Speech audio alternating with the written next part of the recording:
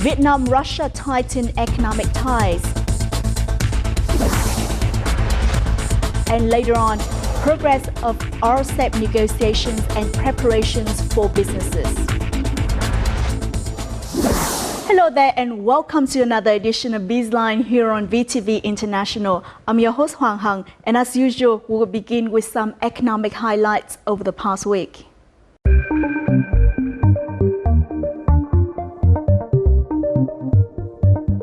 This week, Prime Minister Nguyễn Xuân Phúc paid an official visit to Russia. On this occasion, many activities was organized to promote bilateral trade and investment. The Vietnam-Russia Business Forum was held in Moscow on Wednesday. At the forum, Prime Minister Phúc called on businesses of the two countries to open a new chapter in trade and investment cooperation between Vietnam and Russia. He hoped that the businesses of the two countries would create more opportunities to collaborate, especially when Vietnam has become a member of many free trade agreements. Alongside with the visit, 13 cooperation agreements and memorandums of understanding have been signed. Those agreements are associated with the science, tourism, information technology, telecommunications, and electricity sectors. Vietnam and Russia saw trade and investment make strong progress as bilateral trade reached $4.57 billion last year, up 28.6% year-on-year. Also, last year, Russia's direct investments in Vietnam reached nearly $1 billion through 135 projects.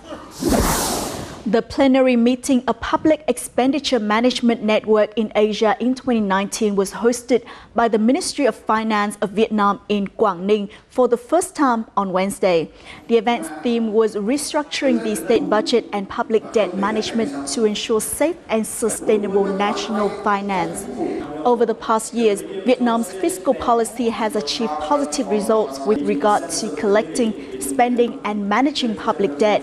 Vietnam has also had a consistent growth rate for revenue collection to state budget, and public debt was only at 58.4% last year. Nevertheless, the nation still faces challenges when it comes to reducing the public debt to GDP ratio, resolving slow disbursement and the inefficient use of public investment, and increasing the share of public investments in budget spending. The knowledge that was shared at the event is expected to help Vietnam overcome its challenges and strengthen the national finance system.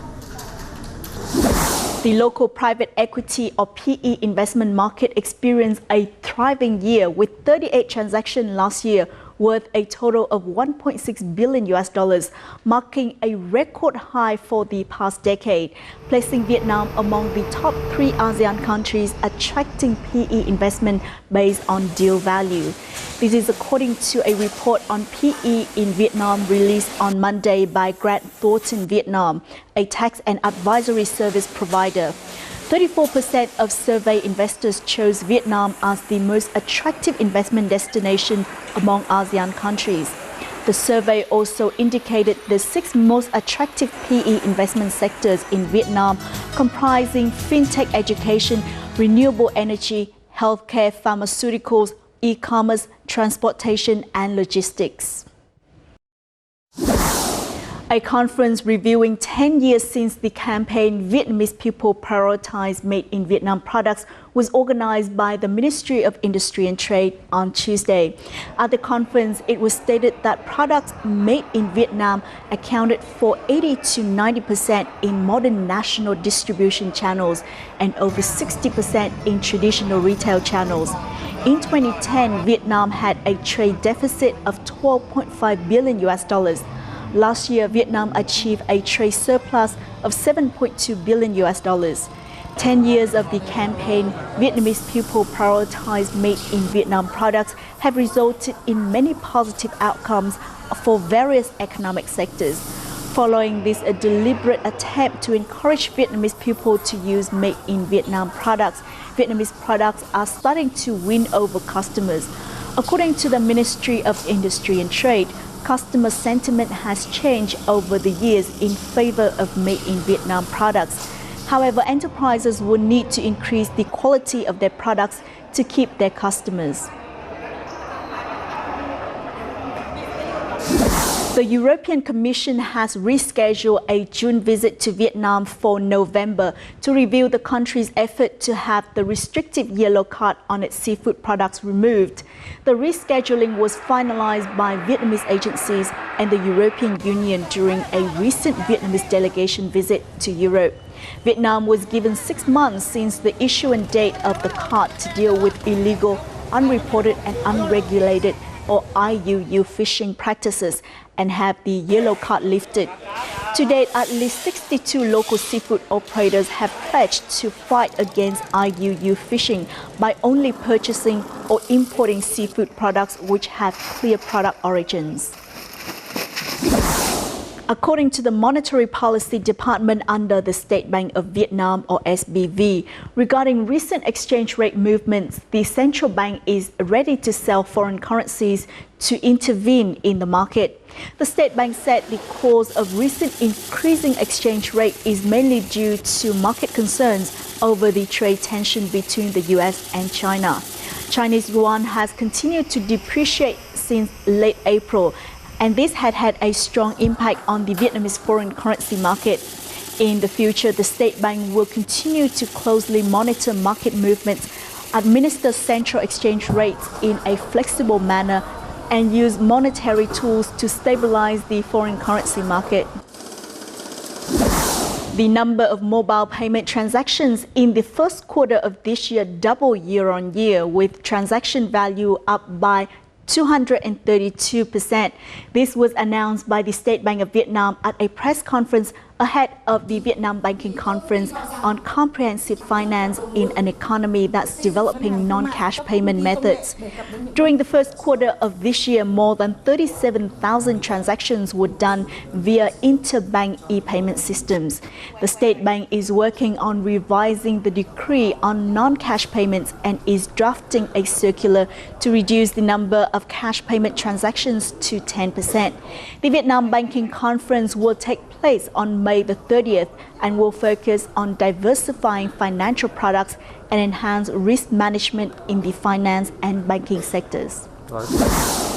Those are some highlights in our economic scene. Up next in our crosstalk, we'll discuss the most important commitments in the Regional Comprehensive Economic Partnership or RCEP, as well as current progress and trend in negotiations.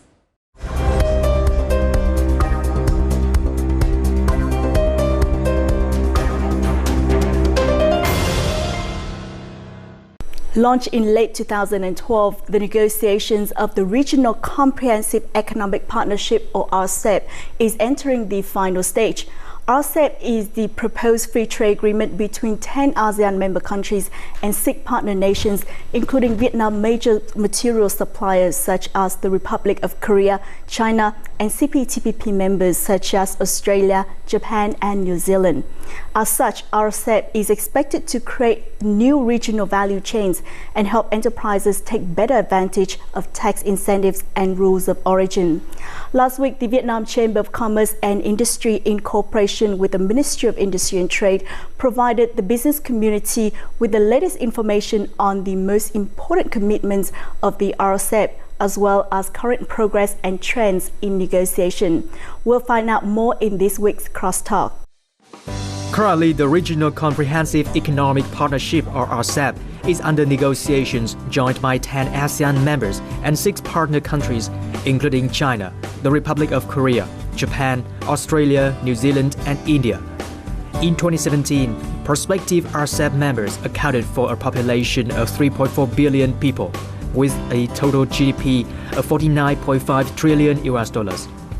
RCEP negotiations include trade in goods and services, investment, economic and technical cooperation, intellectual property, competition, dispute settlement, e-commerce, small and medium enterprises. RCEP will provide a framework for lowering trade barriers and securing improved market access for goods and services made by regional businesses through recognizing ASEAN's centrality in the regional economic architecture, enhancing transparency in regional trade and investment relations, as well as facilitating SMEs' engagements in global and regional supply chains.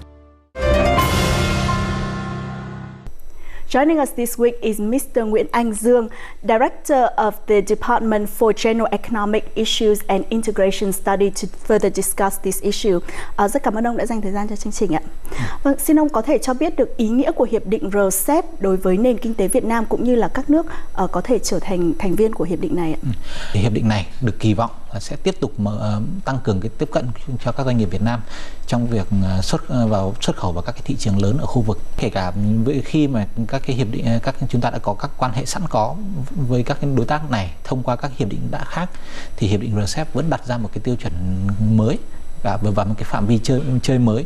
Nó giúp chúng ta có thể có thêm nhiều cái lựa chọn hơn trong xuất khẩu, trong nhập khẩu đầu vào và linh kiện, trong kết nối giữa các doanh nghiệp với nhau, kết nối và các nhà đầu tư trong nước và nhà đầu tư nước ngoài.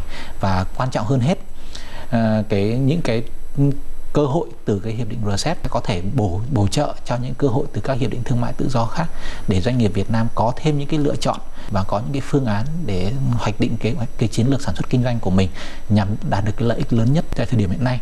Khi mà chúng ta thấy cái bối cảnh kinh tế và thương mại thế giới có rất nhiều các cái bất định, cái chủ nghĩa bảo hộ cũng gia tăng ở nhiều nơi, và nhiều nơi cũng đặt ra lo ngại về cái căng thẳng thương mại giữa các đối tác lớn, thì việc có những cái hiệp định quan trọng như hiệp định RCEP nó sẽ giúp vực dậy cái niềm tin đối với quá trình tự do hóa khu vực, và đặc biệt là nó giúp niềm tin cho các cái doanh nghiệp xuất nhập khẩu, doanh nghiệp nước ngoài ở Việt Nam trong cái việc là tin tưởng rằng cái môi trường hoạt động ở Việt Nam cũng như quan hệ kinh tế của Việt Nam với các đối tác nó vẫn có những cái điều kiện thuận lợi. Trước khi hiệp định RCEP được khởi xướng giữa Việt Nam, ASEAN và 6 nước đối tác còn lại thì đã có những thỏa thuận về kinh tế thương mại nào? Ở khu vực ASEAN thì ban đầu là đã có hiệp định về khu vực mậu dịch tự do ASEAN, và sau đó thì ASEAN cũng tiến tới xây dựng các cái hiệp định thương mại tự do với từng đối tác mà chúng ta hay gọi là ASEAN Cộng 1. Đầu tiên thì là có hiệp định ASEAN Trung Quốc, sau đấy ASEAN Hàn Quốc, ASEAN Nhật Bản, và sau đó là ASEAN Úc New Zealand. Riêng với Nhật Bản thì Việt Nam cũng đã có 3 cái hiệp định. Thứ nhất là hiệp định đối tác kinh tế ASEAN Nhật Bản. Thứ hai là hiệp định đối tác kinh tế Việt Nam Nhật Bản. Thứ ba là Việt Nam và Nhật Bản cùng là thành viên trong hiệp định đối tác toàn diện và tiến bộ xuyên Thái Bình Dương CPTPP. Và bây giờ nếu như cái hiệp định RCEP cũng được ký kết và đi vào thực hiện, thì Việt Nam với Nhật Bản đã có ở trong cùng 4 cái hiệp định thương mại tự do khác nhau, với những cái tiêu chuẩn, những cái lựa chọn và những cái điều kiện về cam kết về tự do hóa khác nhau. Và như vậy thì doanh nghiệp Việt Nam cũng sẽ có một cái nhiều lựa chọn hơn, có một cái menu rộng hơn để chọn được những cái cơ hội xuất khẩu, những cái cơ hội mà mang lại kinh tế mà phù hợp nhất với cái trình độ phát triển của mình. Quá trình đàm phán RCEP thì đã vấp phải những trở ngại gì mà các nước tham gia cần phải giải quyết để sớm tiến tới hoàn tất đàm phán ạ? Các nước ASEAN và các nước đối tác có những cái mục tiêu, do những cái trình độ và đặc thù kinh tế xã hội khác nhau, cho nên cái mối quan tâm và cái khả năng để thúc đẩy tự do thương mại là cũng khác nhau. Thực tế đàm phán đây thì nó vẫn có do những cái vấn đề khác biệt, đặc biệt là giữa các đối tác lớn. Chẳng hạn như có hai cái đối tác lớn như là Ấn Độ và Trung Quốc thì chưa có cái hiệp định thương mại tự do với nhau.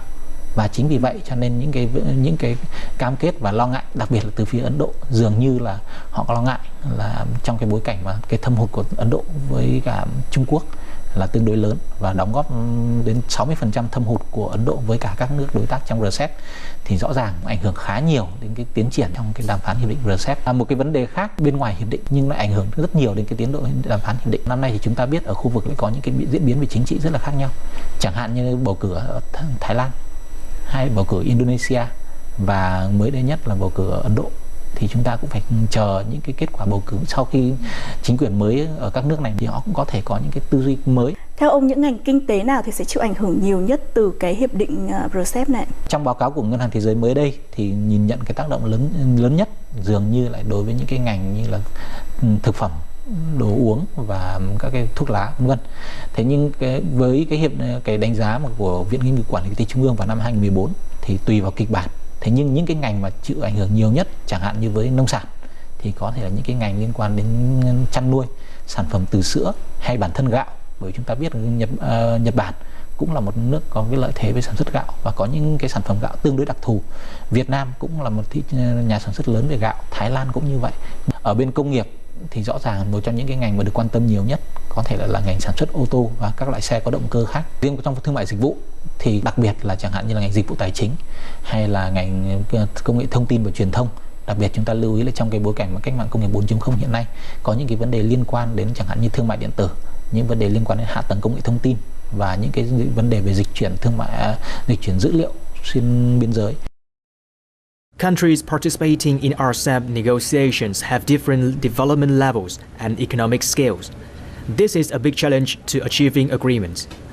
To encourage parties in RCEP to make profound commitments and recognize differences in their development levels, negotiators have agreed on a flexible principle, especially in articles related to tariffs and rules of origins.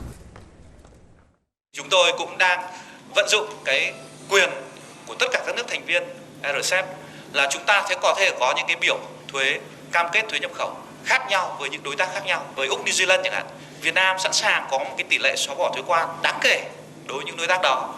Và tất nhiên là những đối tác đó với trình độ phát triển cao hơn phải dành cho Việt Nam một cái tỷ lệ xóa bỏ thuế quan cao hơn. Và khi so sánh cái tỷ lệ xóa bỏ thuế quan mà Việt Nam sẵn sàng dành cho những đối tác mà có cái sự gọi là cơ cấu xuất nhập khẩu bổ trợ lẫn nhau như vậy, thì rõ ràng là và cái khả năng mà đối chọi trực tiếp, cạnh tranh trực tiếp giữa các mặt hàng của cơ cấu xuất khẩu của Việt Nam nó ít, thì cái kỳ vọng về tự do hóa nó sẽ cao. Một số điểm mới trong quy tắc xuất xứ tại RCEP thì có một số điểm như là về cộng gộp toàn phần hoặc là chứng từ về chứng nhận xuất xứ hoặc là khác biệt thuế vân vân. Thế thì cộng gộp xuất xứ trước đây trong một số các FTA thì chúng ta đã từng nghe qua rồi. Thế đối với RCEP thì nó là gì? Đối với RCEP nó là cộng gộp toàn phần. Có nghĩa là bất kỳ một giá trị nào được tạo ra tại một cái nước thành viên nào trong RCEP thì cũng được cộng gộp vào cái giá trị cuối cùng của cái sản phẩm cuối cùng sẽ được làm ra. The RCEP currently covers almost every supply chains of many Vietnamese major exports, such as garment and textile and electronics. This can be the FTA that has the most favorable conditions for Vietnam to meet the rules of origins and take advantage of tax incentives.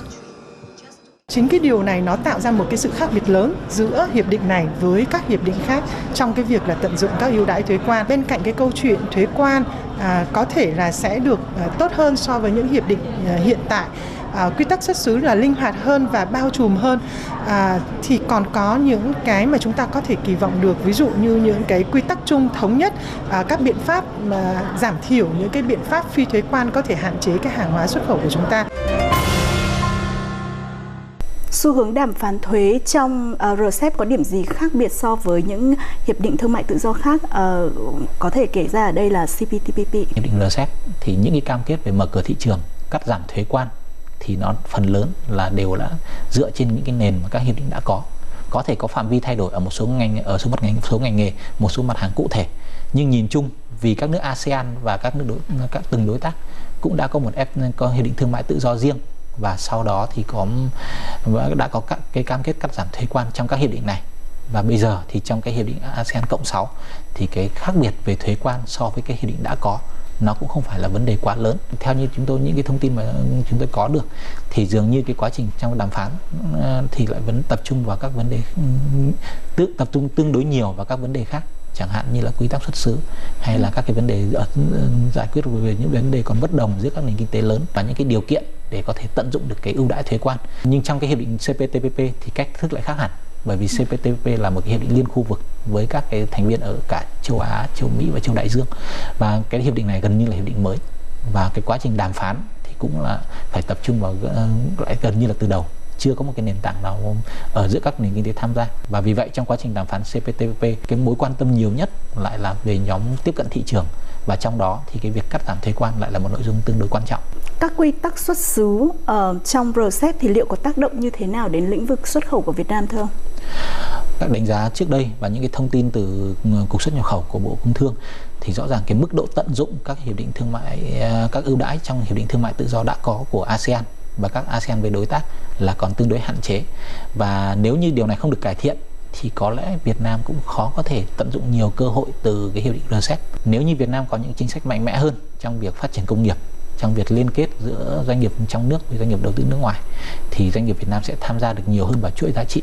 Và khi ấy thì những cái mặt hàng mà chúng ta hay nói tiềm năng, chẳng hạn như công nghiệp chế biến thực phẩm, trên công nghiệp điện tử hay là trang thiết bị vận tải có thể xuất khẩu được nhiều hơn, và đồng thời cái khả năng đáp ứng được quy tắc xuất xứ tốt hơn cũng sẽ đi kèm với việc là tận dụng được cái ưu đãi thuế từ các thị trường RCEP nhiều hơn. Trước đây chúng ta nói là điện tử, thiết bị điện tử, điện thoại thông minh dựa nhiều vào nhập khẩu từ Trung Quốc hay là các nước đối tác khác, thì sắp tới thì cái điện thoại thông minh có thể lại không chỉ là lắp ráp tại Việt Nam nữa, mà còn có phần lớn các trang thiết bị và linh kiện sản xuất tại Việt Nam. Để có được điều này thì RCEP chỉ là một điều kiện cần. Sự quan tâm của nhà đầu tư nước ngoài là một điều kiện cần khác. Khát vọng của doanh nghiệp Việt Nam vươn lên để đáp ứng cái yêu cầu và tham gia chuỗi giá trị của các doanh nghiệp nước ngoài là một điều kiện cần khác. Nhưng cuối cùng vẫn là chính sách của chính phủ trong việc tạo một cái động lực quan trọng để cả nhà đầu tư nước ngoài và nhà đầu tư trong nước hợp tác với nhau, hướng tới cái việc thực hiện hiệu quả cái RCEP. Các nội dung liên quan đến thương mại trong RCEP sẽ ảnh hưởng gì đến thị trường hàng hóa và người tiêu dùng trong nước? Rõ ràng những cái hàng hóa của nước ngoài vào chắc chắn là sẽ được vào Việt Nam sẽ đa dạng hơn. Cái sức ép đối với giá cả có thể chưa chắc đã giảm đi, nhưng ít nhất về chất lượng hàng hóa và cái lựa chọn cho người tiêu dùng chắc chắn là sẽ được cải thiện. Thứ hai là chúng ta cũng cần lưu ý là ngay cả trong quá trình đàm phán thì chúng ta cũng quan tâm nhiều đến những cái vấn đề mới, chẳng hạn như là thương mại điện tử. Thì với những cái hiệp định RCEP thì nó sẽ có tác động kể cả trực tiếp về lĩnh vực thương mại điện tử, cũng như tác động về cái nguồn hàng để thực hiện cái thương mại điện tử.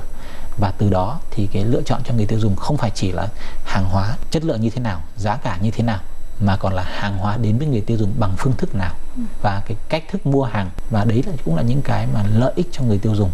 Việc tham gia FTA với các cái đối tác lớn có những cái tiêu chuẩn quan trọng như là Nhật Bản, Úc hay New Zealand, thì rõ ràng cái áp lực để Việt Nam nâng cái chuẩn chất lượng hàng hóa cũng sẽ tốt hơn. Và như vậy thì không phải chỉ là chất lượng hàng hóa của hàng nhập khẩu, mà ngay kể cả chất lượng của hàng hóa sản xuất trong nước cũng phải được nâng tầm. Each year, Vietnam imports up to $800 million worth of wood from ASEAN, while exporting only about $300 million to this market. Vietnam is also exporting wood and wooden products to India and Australia. Once the RCEP is in effect, Vietnamese businesses will have more market opportunities and face less risk of wood with illegal origins. Sau khi vào cái hiệp định này thì cái phần thuế sẽ giảm, và ngược lại thì những cái về nguyên liệu mình nhập từ các nước đó về đây thì lại có cái lợi nữa là cái giá cả nguyên liệu cũng sẽ giảm. Rồi nói chung là rất cái lợi ích cho doanh nghiệp chúng tôi là rất lớn. Trong nội khối khi mà đã có cái hiệp định thì như các bạn biết nó cũng có nhiều những cái ưu đãi, các bên đều dành cho nhau những cái điều kiện ưu đãi nhất định. Và khi mà chúng ta nhập khẩu nguyên liệu từ các nước đó rồi lại chế biến và tái xuất thì chắc chắn là có nhiều những cái thuận lợi hơn. Similar to wood enterprises, garment and textile firms can also expand their markets beyond the ASEAN when the RCEP officially takes effect. These firms can improve their competitiveness through saving costs on input materials and transportation. Hiện nay thì chúng ta đang gần như có thị phần rất nhỏ Australia, chúng ta xuất vào chưa được nổi đến 500 triệu đô. Trong khi đó thị trường này đều dùng tới 10 tỷ đô la cái hàng hóa dệt may. Vì thế cải thiện được thị phần ở đây thì có thể đem thêm về cho dệt may Việt Nam hàng tỷ đô la kim ngạch. Khi RCEP có hiệu lực thì tôi cho rằng là các cái áp lực hoặc là những cái thách thức nó cũng chỉ là một cái phần gia tăng thêm từ những cái mà chúng ta hiện có. Tuy nhiên thì các doanh nghiệp cũng cần lưu ý là có thể có một số ngành hàng mà chúng ta có cái mức độ cam kết mở cửa nó sâu hơn, rộng hơn trước đây, thì cái điều đó nó có thể ảnh hưởng đến từng cái ngành hàng cụ thể, thì các doanh nghiệp cũng cần phải theo dõi. According to experts, Vietnam should restructure its economic sectors with more focus on quality rather than quantity, so that it can make good use of opportunities brought about by free trade agreements like RCEP. Để tận dụng được những cơ hội mà RCEP có thể mang lại thì các doanh nghiệp Việt Nam cần phải chuẩn bị những gì ạ? Trước hết là bản thân doanh nghiệp cũng phải chủ động tìm hiểu thông tin. Những cái buổi thông tin tham vấn rộng rãi của VCCI hay Bộ Công Thương hay bất cứ bộ ngành nào khác, nó sẽ chỉ là một cái thông tin nền tảng chứ sẽ không đủ. Bởi vì doanh nghiệp hoạt động trong một cái ngành nghề cụ thể và có những cái điều kiện cụ thể. Và vì vậy cho nên cái việc tìm hiểu thông tin chi tiết ảnh hưởng đến ngành nghề của mình sẽ là rất cần thiết. Doanh nghiệp cũng phải chủ động điều chỉnh cái chiến lược kinh doanh của mình. Nó cũng có những yếu tố. Thứ nhất, đáp ứng quy tắc xuất xứ ở khu vực RCEP, và đáp ứng quy tắc xuất xứ ấy thì họ cần phải cân nhắc tìm được cái nguồn hàng có giá phù hợp, tìm được nguồn hàng có chất lượng phù hợp, và ngay kể cả địa điểm cũng có thể trong Việt Nam hay ở các nước đối tác ở trong ASEAN hay trong các nước RCEP. Tiếp nữa là cái doanh nghiệp cũng cần phải xây dựng lại cái vị thế trong tương tác với chính phủ. Chính phủ sẽ không thể xây dựng được cái chính sách để hỗ trợ cho doanh nghiệp ở mức phù hợp nhất nếu như bản thân doanh nghiệp không tham vấn, không cung cấp các thông tin đối với chính phủ. Chẳng hạn nói về tiêu chuẩn xuất hàng hóa và các cái biện pháp phi thuế quan đối với một số mặt hàng cụ thể thì chính phủ sẽ khó có thể có thông tin đối với ngành hàng như là doanh nghiệp được. Còn bên cạnh đó thì các doanh nghiệp Việt Nam cần phải chuẩn bị gì để đối mặt với những thách thức từ hiệp định RCEP ạ? Trước hết là chúng ta phải có thể thấy là cái cạnh tranh ở khu vực chắc chắn sẽ lớn hơn. Thị trường vẫn như thế, cái cơ hội đối với doanh nghiệp nhiều hơn, cũng có nghĩa là cơ hội của đối thủ của mình cũng nhiều hơn. Thì chắc chắn việc đầu tiên doanh nghiệp phải làm đó là nâng cao cái khả năng cạnh tranh của mình. Có những cái chính sách nó có thể ảnh hưởng về logistics, có chính sách về xuất nhập khẩu, nó có thể ảnh hưởng đến cái khả năng cạnh tranh của doanh nghiệp, thì doanh nghiệp phải chủ động kiến nghị với chính phủ. Doanh nghiệp cũng không nên ngây thơ cho rằng là khi mà RCEP đi vào thực hiện thì các rào cản thương mại ở bên ngoài sẽ được giảm đi. Chúng ta cần lưu ý là ở đây mới chỉ có cắt giảm về thuế quan và minh bạch hóa về các biện pháp phi thuế quan. Thực tế thì không ít các đối tác ở khu vực, ngay kể cả sau hiệp định CPTPP thì vẫn không ít đối tác cũng đã tăng cường áp dụng những cái tiêu chuẩn mới, những cái quy định về phi thuế quan mới, và những cái quy định này nó ảnh hưởng rất nhiều đến hàng thủy sản, hàng rau củ quả của Việt Nam. Nhìn từ bài học ấy thì ngay kể cả khi RCEP đi vào thực hiện thì cũng không loại trừ khả năng là các nước đối tác ở khu vực có thể áp dụng nhiều biện pháp về tiêu chuẩn chất lượng hàng hóa, về các biện pháp kiểm dịch động thực vật. Xử lý được cái thách thức này thì nỗ lực của doanh nghiệp là không đủ, mà trong quá trình ấy thì khi mà các đối tác thay đổi về chính sách, xây dựng những cái tiêu chuẩn mới thì bản thân các cơ quan của Việt Nam, mạng lưới thương vụ của Việt Nam ở nước ngoài cũng phải tham gia tìm hiểu thông tin và gửi lại cho các doanh nghiệp Việt Nam để có những cái bước chuẩn bị. Cuối cùng có một điều kiện khác cũng rất là quan tâm trong cái bối cảnh cạnh tranh, đặc biệt ở nhiều ngành hàng, nhất là trong lĩnh vực dịch vụ, thì có thể có những cái sự hiện diện nhiều hơn của doanh nghiệp nước ngoài. Và với việc họ cạnh tranh để thu hút nguồn nhân lực của mình thì nếu như doanh nghiệp không có quan tâm đào tạo và tạo điều kiện làm việc thuận lợi cho người lao động thì rất có thể người lao động sẽ không còn gắn bó với doanh nghiệp. Theo ông, để thực hiện hiệp định RCEP một cách có hiệu quả và hỗ trợ tốt nhất cho các doanh nghiệp trong nước thì chính phủ cần phải có những bước chuẩn bị gì ạ? Doanh nghiệp cần thông tin, không thể thực hiện tham vấn công khai về chi tiết về các nội dung trong quá trình đàm phán, cũng không có nghĩa là chính phủ không có cách nào để thông tin cho doanh nghiệp. Thứ hai, chúng ta đã thấy từ hiệp định CPTPP cái quá trình sửa luật cũng là rất phức tạp và đòi hỏi rất nhiều thời gian. Và nếu như trong RCEP có cái yêu cầu về sửa luật có thể nó không bằng với CPTPP, nhưng yêu cầu về sửa các quy định liên quan có thể cũng vẫn có, và nếu có thể làm sớm được cái nhiệm vụ này, doanh nghiệp biết được những cái thay đổi về chính sách sớm hơn thì họ cũng sẽ có khả năng điều chỉnh và cái chiến lược kinh doanh của họ sớm hơn. Cái thứ ba, trước đây xúc tiến thương mại của chúng ta chỉ hay nói chuyện là làm thế nào để đưa được hàng Việt Nam ra nước ngoài, chứ ít khi nói đến xúc tiến nhập khẩu. Nhưng trong cái bối cảnh hiệp định RCEP thì khi mà để đáp ứng được cái quy tắc xuất xứ gộp của hàng hóa, tức là sử dụng đầu vào từ khu vực RCEP, nếu như doanh nghiệp Việt Nam không thể tìm được đủ nguồn hàng ở trong nước thì không nên loại trừ cái khả năng là nhập khẩu đầu vào cần thiết từ các nước ASEAN và các nước đối tác khác, để sau đó thì sử dụng xuất xứ gộp và từ đó hưởng lợi khi xuất khẩu trở lại vào RCEP. Thì ở đây tư duy của chính phủ phải tương đối mở, theo nghĩa là cho phép nhập khẩu những đầu vào cần thiết đối với quá trình xuất khẩu. Rất cảm ơn ông đã dành thời gian cho chương trình. Xin cảm ơn chương trình. As its participating country account for nearly half of the world's population, or approximately 30% of the global GDP, the Regional Comprehensive Economic Partnership is expected to become the largest free trade agreement that Vietnam will have joined. Unlike new generation free trade agreements, RCEP is said to have less complicated articles on standards, custom procedures, and rules of origin. This can help member countries, including Vietnam, diversify their segments of product and markets for export. Hopefully, RCEP negotiation will be completed soon. That also wrap up this edition of BizLine. Feel free to log on to our official website at VTV4.vn